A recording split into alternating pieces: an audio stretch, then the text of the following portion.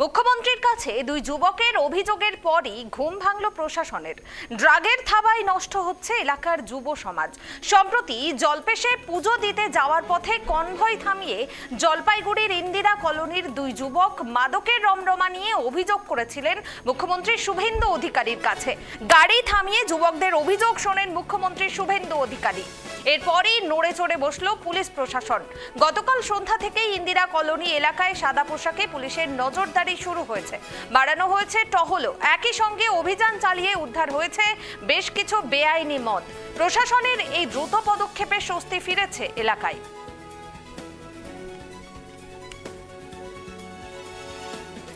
মাদকের রমরমা ঠেকাতে মুখ্যমন্ত্রীর কাছে বার্তা, তারপরেই যুবকের আবেদন শোনার পরেই তৎপর হয়েছে প্রশাসন। পুলিশি কড়াকড়িতে মাদক কারবারে লাগাম। যে গুরুত্বপূর্ণ খবরের দিকে আমরা নজর রাখছি, একাধিক জায়গায় অভিযান পুলিশের মাদকের কারবার রুখতে। মুখ্যমন্ত্রীর কনভয় থামিয়ে মাদকের অভিযোগ। বিস্তারিত জানবো, টেলিফোনে রয়েছেন আমাদের প্রতিনিধি শুভশ্রী। শুভশ্রী, মাদকের রমরমা ঠেকাতে মুখ্যমন্ত্রীর কাছে আরতি, আর তারপরেই নড়ে চড়ে বসেছে প্রশাসন। মূলত কোন কোন জায়গায় অভিযান চালানো হয়েছে? একেবারে দেখো, গত সপ্তাহের সোমবার যখন মুখ্যমন্ত্রী শুভেন্দু অধিকারী জলপাইগুড়ি সফরে আসেন এবং জলপাইগুড়ির ডিএম অফিস থেকে তার কর্মসূচি সেরে জলপেশ মন্দিরের উদ্দেশ্যে রওনা দেন, সেখানে যাওয়ার পথেই কিন্তু জলপাইগুড়ি যে ইন্দিরা গান্ধী কলোনি এলাকা রয়েছে সেখানে পেরোনোর সময় সেখানকার দুই যুবক কিন্তু হাত নাড়িয়ে মুখ্যমন্ত্রী শুভেন্দু অধিকারীকে দাঁড়ানোর মতন একটা ইঙ্গিত দেন এবং মুখ্যমন্ত্রী কিন্তু তার কনভয় সেখানে দাঁড় করিয়ে তাদের সঙ্গে কথাও বলেন। এবং সেই সময় কিন্তু সেই দুই যুবক তারা অভিযোগ জানায় যে এলাকাতে বেআইনি মদের ব্যবসা চলছে এবং যে কারণে স্থানীয় পরিবেশ নষ্ট হচ্ছে। এবং এরই সাথে সাথে কিন্তু মুখ্যমন্ত্রী তাদেরকে নিজের হোয়াটসঅ্যাপ নম্বরও দেন এবং আমরা দেখেছি যে তারপরে তিনি জানিয়েছেন যে সরাসরি তার নম্বরে যাতে যোগাযোগ করে অভিযোগ জানানো হয়। পরবর্তীতে সেই যুবকেরা কিন্তু আর কোনো অভিযোগ জানায়নি, তবে মৌখিকভাবে তাকে যে অভিযোগ জানানো হয়েছিল তার পরিপ্রেক্ষিতেই কিন্তু আমরা দেখেছি বিগত কয়েকদিন ধরেই জলপাইগুড়ির বিভিন্ন জায়গায় কিন্তু পুলিশ প্রশাসন বেশ সক্রিয়।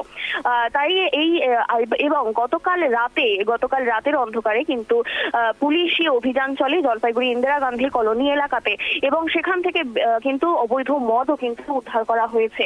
এবং পরবর্তীতেও প্রশাসনের তরফে জানানো হয়েছে যে এই ধরনের অভিযান কিন্তু চলবে। এই যে অভিযান চলছে সেই ক্ষেত্রে যেরকম সেই পড়ুয়া তিনি জানিয়েছেন যে তারা এমনি অভিযোগ করেছিলেন, তবে এখন তারা এই প্রশাসন যতটা সক্রিয় হয়েছে তাদের মনে হয়েছে যে তারা ঠিক কাজ করেছেন এবং অবশ্যই তারা খুশি। এরই সঙ্গে এলাকাবাসী যারা রয়েছে তারাও কিন্তু পুলিশি প্রশাসনের এই পদক্ষেপ এবং মুখ্যমন্ত্রীর এমন যে ইতিবাচক পদক্ষেপ এত সাথে সাথে একটা অ্যাকশন মোডে চললো, তাতে কিন্তু খুশি এলাকাবাসীও। বেশ, ধন্যবাদ শুভশ্রী। অর্থাৎ প্রশাসনের দ্রুত পদক্ষেপ, স্বস্তি ফিরেছে এলাকায়। বহুদিন ধরে ড্রাগ এবং মাদকের রমরমা চলছিল ওই এলাকাতে এবং দুই যুবক মুখ্যমন্ত্রী শুভেন্দু অধিকারীর কাছে আরতি জানান, আর তারপরেই নড়ে চড়ে বসে প্রশাসন এবং একাধিক এলাকায় নজরদারি চালানো হয়। সাদা পোশাকে পুলিশ নজরদারি চালায়, তারপরই কিন্তু বিভিন্ন বেআইনি মদ উদ্ধার হয়েছে এবং একাধিক জায়গায় সাদা পোশাকে পুলিশের নজরদারিও বাড়ানো হয়েছে।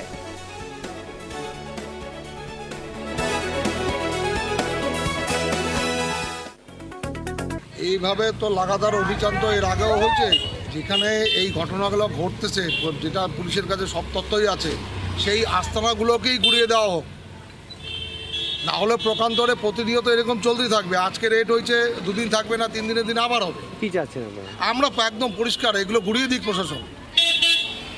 এই যে এলাকার যুবকরা মুখ্যমন্ত্রীকে অনুরোধ করেছিল যেখানে নেশার বাড়বাড়ন্ত যাতে দেখা হয়, সেখানে অবশ্যই তো আমরা তো আমাদের চোখের সামনে অনেক সময় পড়ে, কিন্তু আইনটাকে তো আমরা হাতে তুলে নিতে পারি না, কেন না হলে পরে আইনি আমার ঘাড়ে চাপবে এসে।